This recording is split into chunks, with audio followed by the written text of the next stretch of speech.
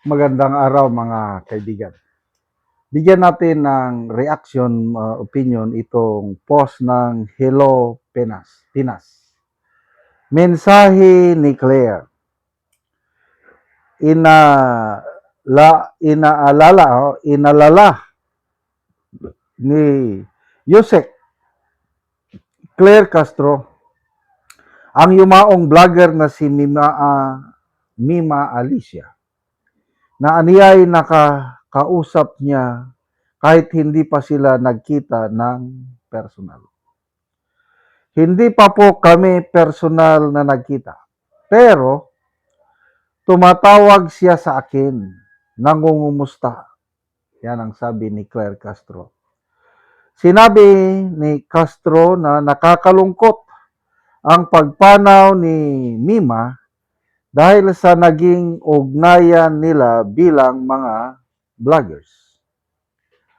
Sabi niya, alam niyo po kasi pag vlogger, kahit hindi pa po kami nagkikita-kita, alam niyo po yung feeling na parang ang tagal nang nagkukintuhan pero hindi pa nagkikita ng personal. Nagpaabot din siya ng pakikiramay sa pamilya ni Mima. Kasama ang mensahe mula kay Pangulong Ferdinand Marcos Jr. at First Lady Liza Marcos.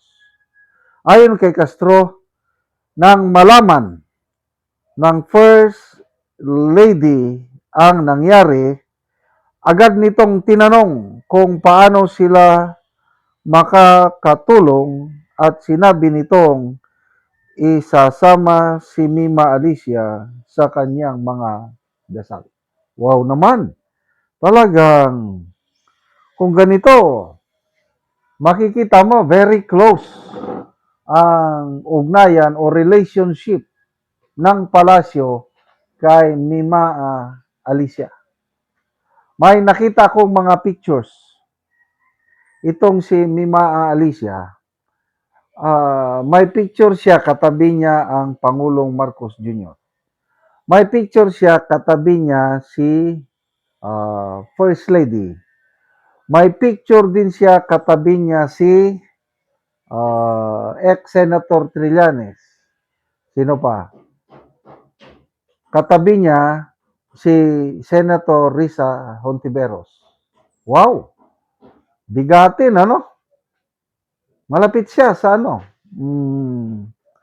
So, no wonder na kung gaano siya ka-close sa Marcos Jr. administration, ganyan din siya kagalit yung laki ng kanyang pagkamuhi sa mga Duterte, lalong-lalo na kay BP Inday Sara.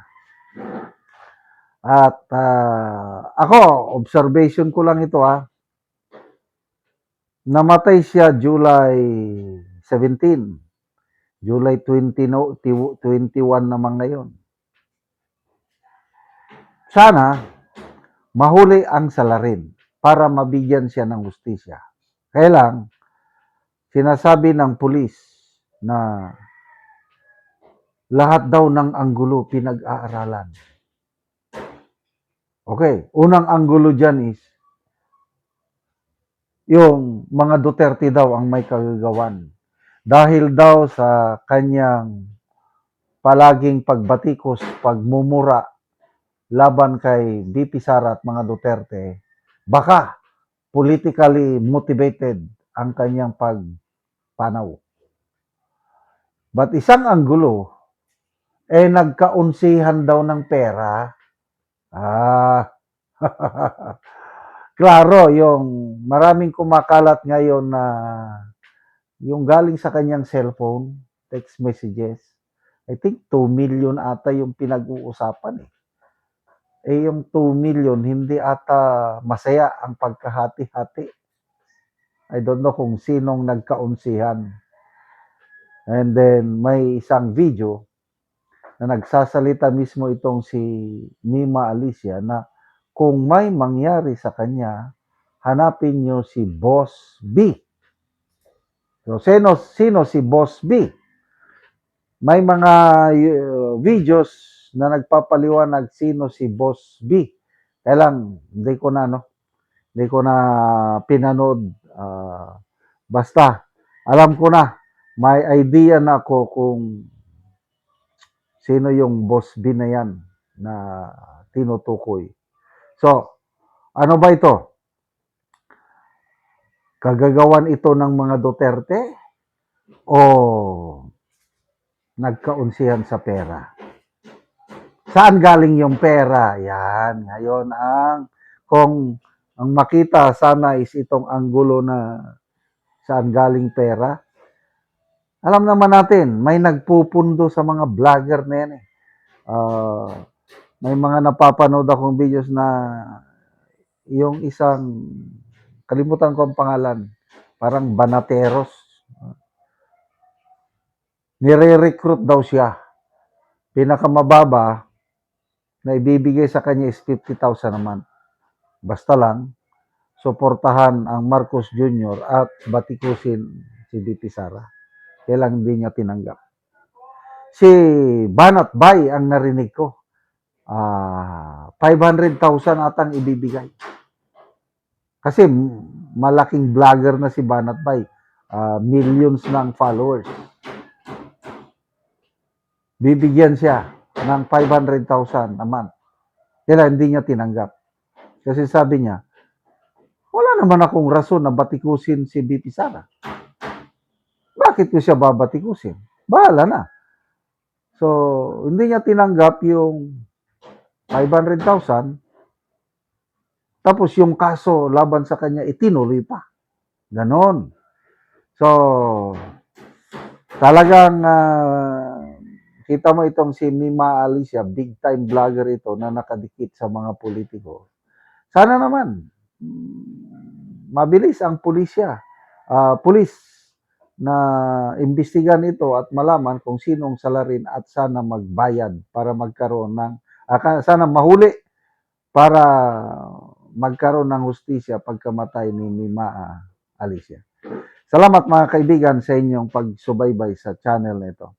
Nakakatulong kayo ng malaki sa tribong Talandig ng Bukidnon dahil ang income natin sa channel na ito is pantulong sa tribo. Namimigay tayo ng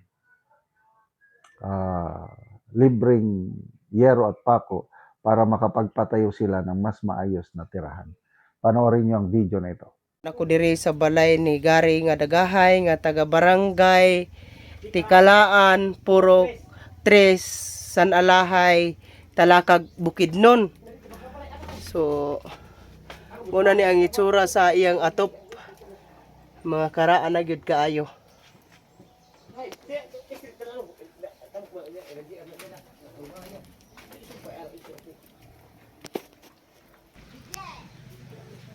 Talas ani ako ano nagtaon ni sidan.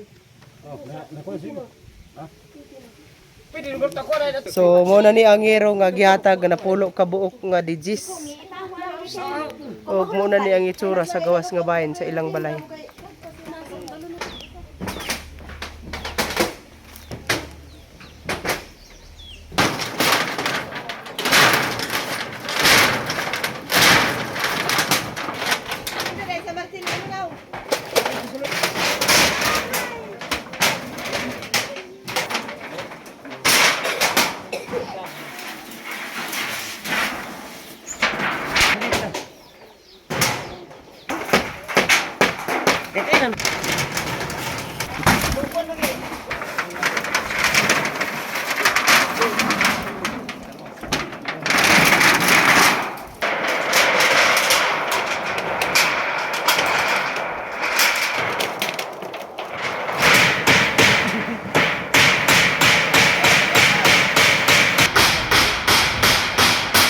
Pagkasbilin. O karon humanagid sa pag-atop ang ginatabang nga yero.